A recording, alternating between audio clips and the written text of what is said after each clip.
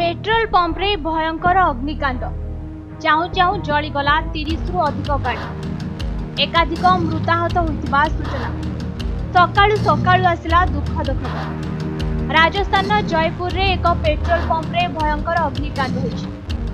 पाखापाखि निया लागी सेठरे थिबा 30 रु अधिक गाड़ी जली जाइतिबार कुहा जाउछि। नियार भयावहता एते थिला जे एहाकु आयत्त करिबा कष्टकर होई पड़िथिला। पाखापाखि 20टी अग्निशम बाहिनी घटनास्थल में नियोजित करा जायछि।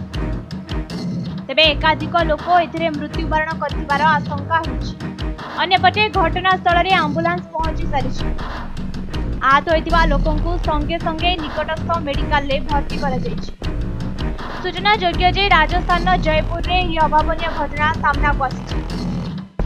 आज सकाळे जयपुर अजमेर राजपथ दे जाउथिबा एक सीएनजी टैंक सह एक ट्रक मुहामुही धक्का होइतिला। या फଳରେ एभଳି भयंकर निया लागितिला।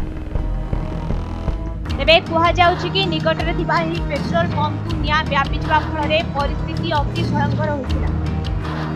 अन्यपटे ट्रक रे किछि रासायनिक पदार्थ रहिबा कुहा जाउछि। एणु निया को आयत्त करिबा अत्यंत कष्टकर होई पड़िछि।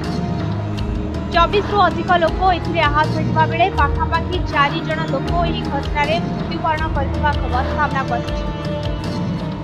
आखपाख 500 मीटर अंचल भितर एही दुर्घटनार भयावहता देखिबाक मिलिछि। जयपुर जिलापाल खबर पाई घटनास्थल में पहुंची जाइथिले।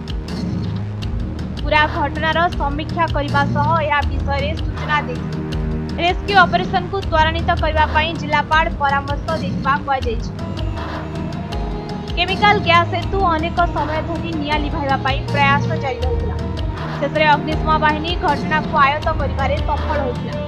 एहासह पुलिस और अन्यान्य वरिष्ठ अधिकारी घटनास्थल में पहुंची तनाघना आरंभ करिछन्ति। ब्यूरो रिपोर्ट समय।